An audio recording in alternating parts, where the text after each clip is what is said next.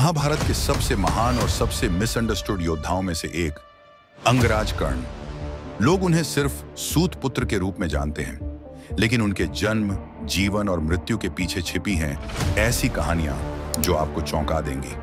श्राप, तपस्या, पुनर्जन्म और नियति का ऐसा जाल जिससे निकल पाना किसी भी देवता के लिए भी असंभव था। नमस्कार दोस्तों, स्वागत है आपका हमारे चैनल सनातनी दुनिया में।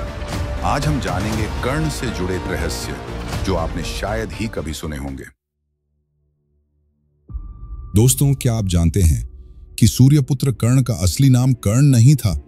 एक बार माता कुंती ने ऋषि दुर्वासा से प्राप्त वरदान की परीक्षा लेने के लिए सूर्यदेव का आह्वान किया। सूर्यदेव स्वयं प्रकट हुए और कुंती को एक तेजस्वी पुत्र का वरदान दे दिया। लेकिन उस समय अविवाहित होने के कारण माता कुंती ने उस नवजात शिशु को एक टोकरी में रखकर नदी में बहा दिया। तभी सूर्यदेव ने उस बालक की रक्षा के लिए उसे जन्म से ही दिव्य कवच और कुंडल प्रदान किए, जो उसे अजय बनाते थे, क्योंकि कोई भी अस्त्र शस्त्र उसे भेद नहीं सकता था। वो बालक बहते बहते अधिरथ और उनकी पत्नी राधा के पास पहुंचा। दोनों ने उसे अपनाया और उसके शरीर पर चमकते दिव्य कवच कुंडल को देखकर उसका नाम रखा वसुसेन, जिसका अर्थ होता है धन से जन्मा हुआ बालक। धीरे धीरे जैसे वो बालक बड़ा हुआ और अति सुंदर कान होने के कारण उसका नाम पड़ा कर्ण, और यही नाम आगे चलकर उसकी पहचान बन गया। दोस्तों, क्या आप जानते हैं कि सूर्यपुत्र कर्ण का जन्म स्वयं सूर्यदेव को मिले एक श्राप का परिणाम था? पुराणों के अनुसार एक बार दंभोद्भव नामक राक्षस ने सूर्यदेव की कठोर तपस्या की। उसकी तपस्या से प्रसन्न होकर सूर्यदेव ने उसे वरदान मांगने को कहा। तब दंभोद्भव ने अमृता की मांग की, लेकिन सूर्यदेव ने कहा यह संभव नहीं है। तब उस राक्षस ने एक भयानक वरदान मांगा, मुझे ऐसे 1000 दिव्य कवच दीजिए जिन्हें तोड़ने के लिए किसी को 1000 साल की तपस्या करनी पड़े, और जैसे ही कोई एक कवच टूटे वो तपस्वी खुद मर जाए। सूर्यदेव को मजबूरन अपने भक्त को वरदान देना पड़ा, और वरदान मिलने के पश्चात दंभोद्भव ने तीनों लोकों में आतंक फैला दिया। अब वह सहस्रकवच, यानी जिसके पास 1000 कवच हों, नाम से जाना जाने लगा। पश्चाताप की आग में जलते हुए सूर्यदेव पहुंचे भगवान विष्णु के पास।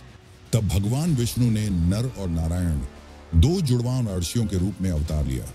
2 शरीर, एक आत्मा। जब एक तप करता तो दूसरा युद्ध करता।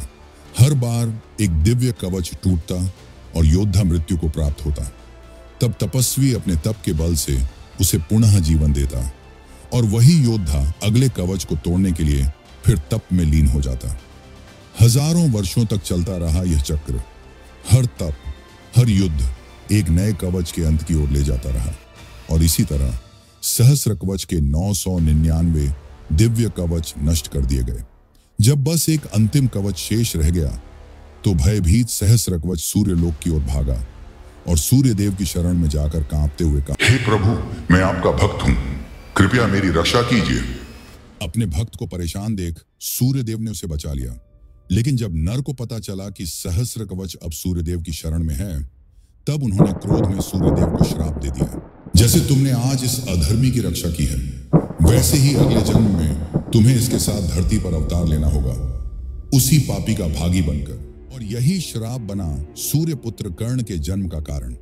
जब कुंती ने विवाह से पूर्व सूर्यदेव का आह्वान किया, तब हुआ एक दिव्य बालक का जन्म, कर्ण। पर वह केवल सूर्यपुत्र नहीं था, उसकी आत्मा में समाई थी सूर्य और सहस्र कवच की शक्ति। उधर नर और नारायण ने भी जन्म लिया, अर्जुन और श्री कृष्ण के रूप में।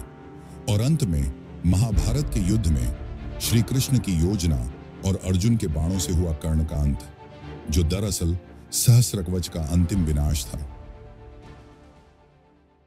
परशुराम जी द्वारा दिए गए श्राप के बारे में तो आप सबने सुना होगा, लेकिन क्या आप जानते हैं कि कर्ण की मृत्यु का असली कारण एक ब्राह्मण द्वारा दिया गया श्राप था? जब कर्ण ब्रह्मास्त्र की विद्या प्राप्त करने के लिए गुरु द्रोणाचार्य के पास गए, तो उन्हें सूत पुत्र होने के कारण शिक्षा नहीं दी गई। तब कर्ण ने ब्राह्मण का रूप धारण कर परशुराम जी से दिव्य विद्या प्राप्त की। लेकिन जब परशुराम जी को यह ज्ञात हुआ कि कर्ण ने उनसे झूठ बोला है, तो उन्होंने श्राप दिया कि जब सबसे ज्यादा आवश्यकता होगी तभी तुम अपनी सीखी हुई विद्या भूल जाओगे। एक दिन कर्ण जंगल में अभ्यास कर रहे थे तभी उन्होंने गलती से एक ब्राह्मण की गाय को जंगली पशु समझकर मार दिया। ब्राह्मण अत्यंत दुखी और क्रोधित हुए।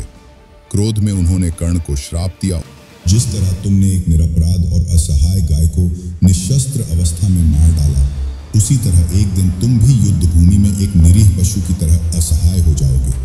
जब तुम निशस्त्र होगे और तुम्हारा रथ कीचड़ में फंसा होगा, ठीक उसी क्षण तुम्हारी मृत्यु हो जाएगी। और यह श्राप कुरुक्षेत्र के युद्ध में सत्य साबित हुआ।